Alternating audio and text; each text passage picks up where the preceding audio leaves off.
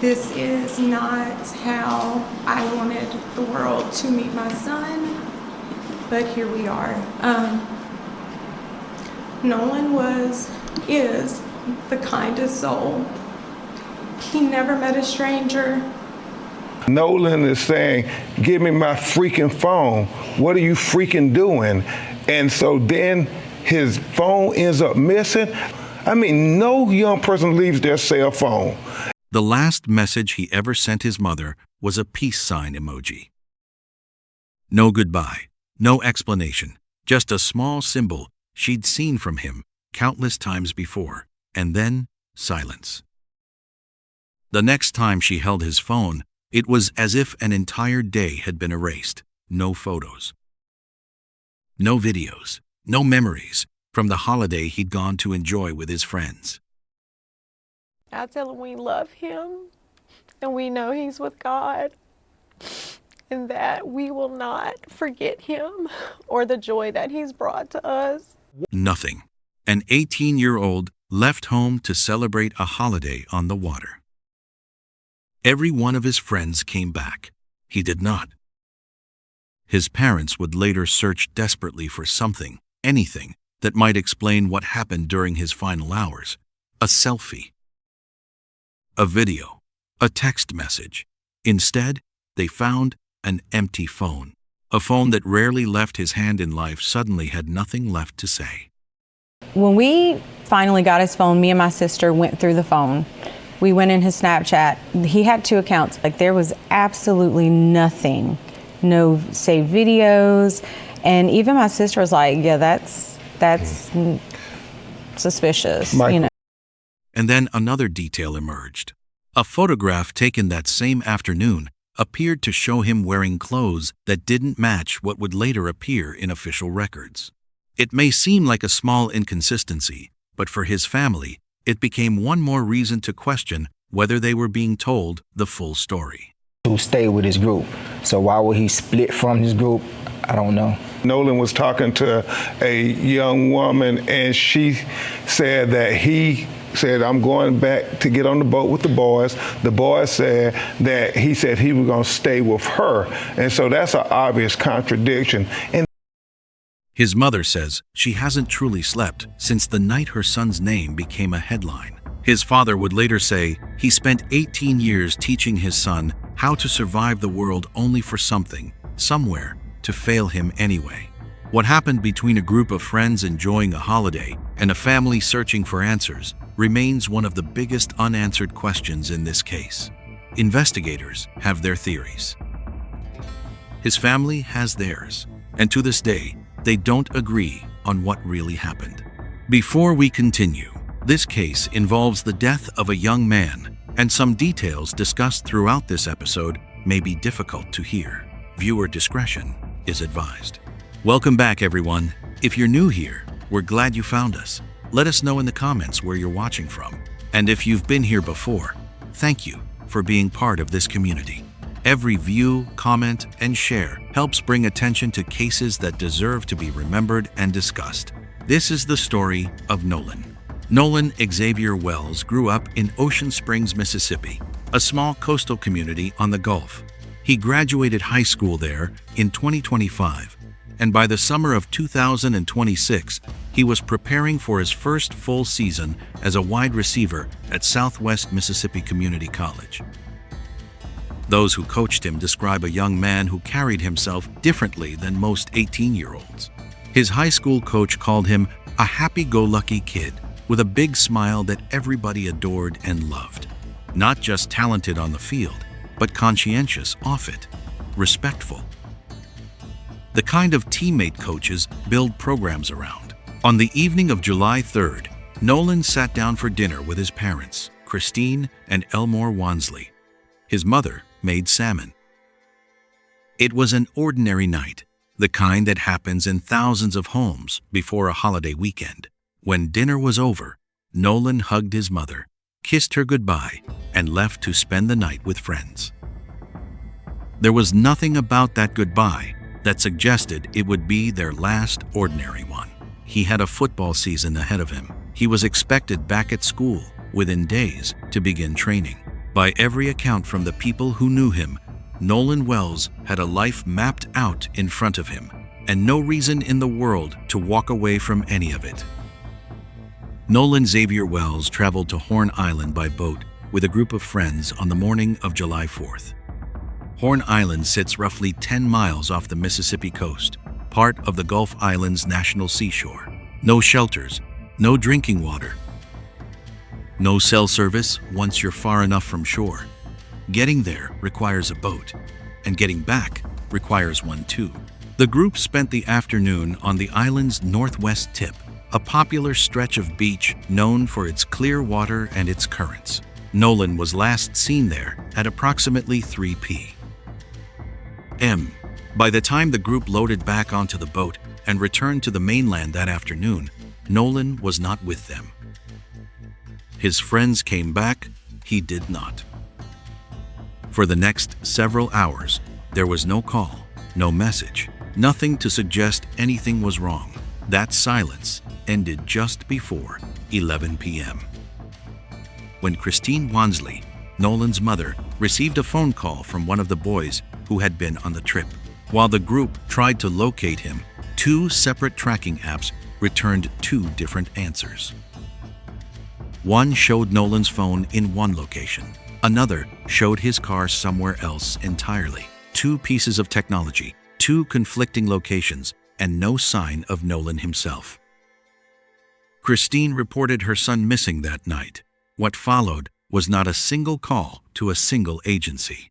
It was a chain: the Sheriff's Department, the City Police, Mississippi's Department of Marine Resources, each pointing her towards someone else before Jackson County Sheriff's Department formally took over the case. Hours passed between that first phone call and the moment an agency actually began searching. Hours on a remote barrier island with a missing 18-year-old and no clear answer as to who was responsible for finding him. Jackson County Sheriff John Ledbetter was the first official voice to offer an explanation for why Nolan didn't come home. Speaking to reporters, Ledbetter said investigators had spoken with members of the friend group, and based on those conversations, his office believed Nolan made the choice himself to remain on the island, expecting to catch a ride back to the mainland with someone else later that day. That explanation did not sit well with everyone who knew him. Javon Williams, one of the friends who'd spent time with Nolan on the island that day, pushed back publicly. In his own statement, Williams said the sheriff's version didn't match the person he knew. He didn't offer his own theory of what happened. He simply made clear that the story didn't add up to him. Christine and Elmore Wansley went further. Speaking alongside their attorney, they rejected the idea outright. Elmore put it simply: he'd raised his son to understand one rule above all others. If you leave with your group, you come home with your group. No exceptions, no matter the reason. For Nolan's parents, that rule wasn't just something they'd said to him once. It was something they say he lived by. And that's exactly why, when investigators offered an explanation built on him choosing to break from it, his family refused to accept it at face value. The disagreement wasn't personal, it was foundational. 2 sides, looking at the same set of facts, arriving at conclusions that could not both be true. Still early in grief, right? So we're kind of back and forth. Before we came here, it was our youngest looks just like him, so just calling him Nolan and just still feeling his presence. So he may not physically be here, but he's still here with us. Monday morning, days after Nolan Wells vanished from Horn Island, a National Park Service agent patrolling the shoreline found him in the water near the northwestern tip. That discovery ended the search. It began a different kind of investigation. Jackson County Coroner Bruce Lind was the first official to speak on the record about what came next. He confirmed the swim trunks on the body matched the ones Nolan was photographed wearing on July 4th. Dental records, compared against his existing history, confirmed his identity beyond doubt. Formal confirmation is slower than recognition. It has to be. A family cannot bury a guess. Lynn told reporters there were no obvious signs of trauma when the body was examined. That single statement would later be repeated, misquoted, and stripped of context across social media within hours. What Lynn actually said was more careful than that. No obvious signs is not the same as no signs at all. Body up from Mississippi to D.C. because they wanted an autopsy done by a person with no interaction with the Mississippi law enforcement, because there's an issue of trust here. It's a starting observation, not a conclusion. And because of that distinction, Jackson County ordered a full state autopsy anyway, along with toxicology testing, standard procedure anytime a death occurs under unclear circumstances. Toxicology is not fast. Blood and tissue samples are sent to outside laboratories where they're screened for substances that don't show up through visual examination alone. That process alone can take several weeks, sometimes longer, depending on lab volume and what specifically investigators are testing for. The Wells family did not wait on the state's timeline. At their request, and at their attorney Ben Crump's direction, Nolan's body was flown to Washington, D.C. for a second, independent autopsy, paid for by civil rights activist and former NFL quarterback Colin Kaepernick. Families choose this route for one specific reason.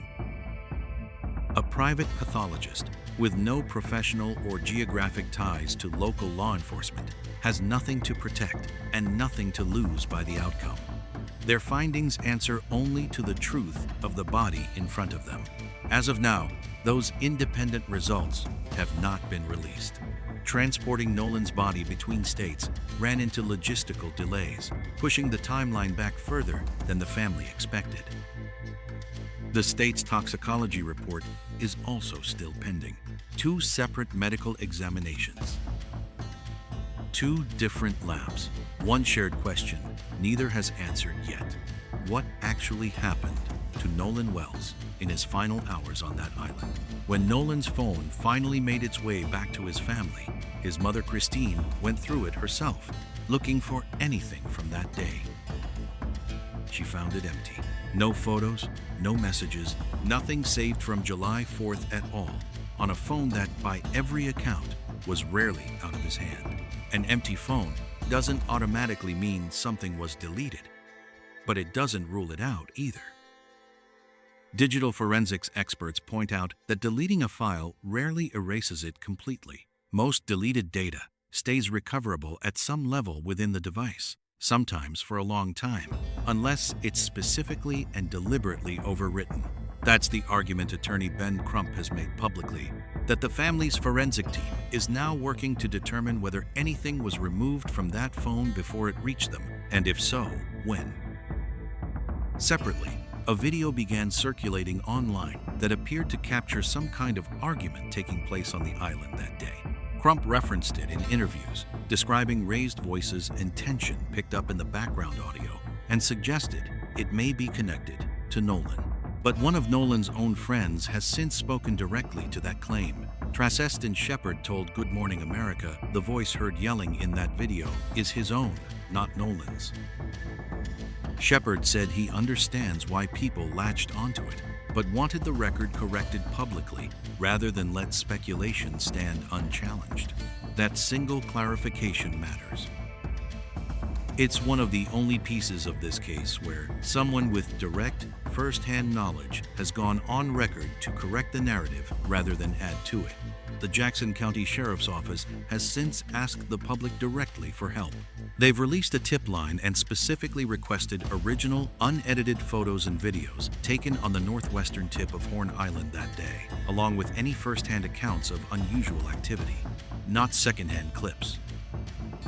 Not screen recordings, the original files, exactly as they were captured. It's a detail that says something about where this investigation actually stands. Weeks in, with a body recovered and 2 autopsies pending, investigators are still relying on the public to hand over the footage that might explain what happened on that beach in the hours before Nolan Wells was last seen alive. There's one detail in this case that doesn't rely on memory, testimony, or interpretation. It's a photograph. A young woman who was on Horn Island that day reached out to Christine after seeing her public appeals for information. She said she had pictures from July 4th, taken before Nolan went missing, and she sent them over. In those photos, Nolan is wearing blue swim trunks. That matches what coroner Bruce Lind confirmed when the body was recovered. But it does not match an earlier description that circulated describing his clothing differently. A photograph either shows a color or it doesn't. There's no version of that discrepancy that comes down to a faulty memory or a stressful night. It's a documented image, time-stamped to that day, sitting next to an official account that doesn't line up with it. Small detail, simple to check, still unexplained. Weeks after Nolan Wells was found, Jackson County has not called this a homicide. It has not called it an accident either. Officially, it remains classified as an open death investigation, a designation that leaves every possibility on the table until the evidence says otherwise. Sheriff John Ledbetter addressed the case directly, confirming his department has been in contact with the FBI as part of the ongoing work. He also confirmed investigators have completed a round of witness interviews, speaking with people who were present on Horn Island or connected to the group that day. Ledbetter said the response from the public since the tip line went out has been, in his words, productive, and credited that outside information with moving the case forward. No one has been arrested. No one has been charged. That single fact carries weight of its own, especially given how much public attention this case has drawn. Ledbetter has asked directly for patience, acknowledging that pressure from outside the investigation doesn't change how long forensic evidence actually takes to process. Shepard has spoken with the police guys, and the sheriff told us that both he and all of Wells's friends have been cooperative. We're still waiting on the results of the official autopsy and the independent autopsy the family has ordered, hoping to get the Wells family the answers that they so desperately seek. Both autopsies remain unresolved. The state's toxicology results are still pending at an outside lab. The independent examination commissioned by the Wells family, delayed by the logistics of transporting Nolan's body across state lines, has not been released either. So here is where things actually stand. An active federal and local investigation, completed interviews with no announced conclusions, 2 medical examinations still awaited, and a family still without the one thing they've asked for since the very beginning, a straight answer about what happened to their son. Reverend Al Sharpton addressed this case publicly, joining the Wells family at a press conference alongside attorney Ben Crump. He called for a full, transparent investigation and said the circumstances surrounding Nolan's death raised concerns he felt needed to be said out loud rather than left to speculation. Sharpton has since confirmed he will officiate Nolan's funeral service. Filmmaker Tyler Perry has stepped in as well, covering the funeral costs for the Wells family, according to Crump's office. Neither Sharpton nor Perry had any prior connection to the case. Their involvement came after Nolan's story drew national attention. Part of that attention centers on a detail that's been raised by name, not implied. Nolan was the only black member of the friend group that traveled to Horn Island that day. Sharpton addressed this directly at the press conference, saying the case carried echoes of a history Mississippi has not fully reckoned with, while also stating clearly that he wasn't asking anyone to assume race played a role before the facts were known. That tension between a family demanding answers and a state asking for patience is part of why this case hasn't stayed local. Nolan Wells was 18 years old, a student, an athlete, a son who called his mother often enough that silence from him meant something was wrong before anyone said a word out loud. Right now, that's still where this case sits. 2 autopsies unfinished, a federal agency involved but no charges filed, a friend group that's given conflicting accounts, some walked back, some still standing, and a family that has said consistently and publicly that the story they were first told does not match the son they raised. We don't know yet what happened on that island in the hours before Nolan was last seen. Nobody does. Not fully. Not even the people closest to this investigation. What we do know is that the answers, when they come, will come from evidence still being processed right now. This isn't a case that ends when this video does. It's still open, still active, still waiting on results that could change everything we've covered here today. If you want to know what happens next, when those autopsy results come back, when charges are filed or ruled out, when this case finally gets the answer this family has been asking for, subscribing is how you'll hear it first, straight from us, the moment it's confirmed.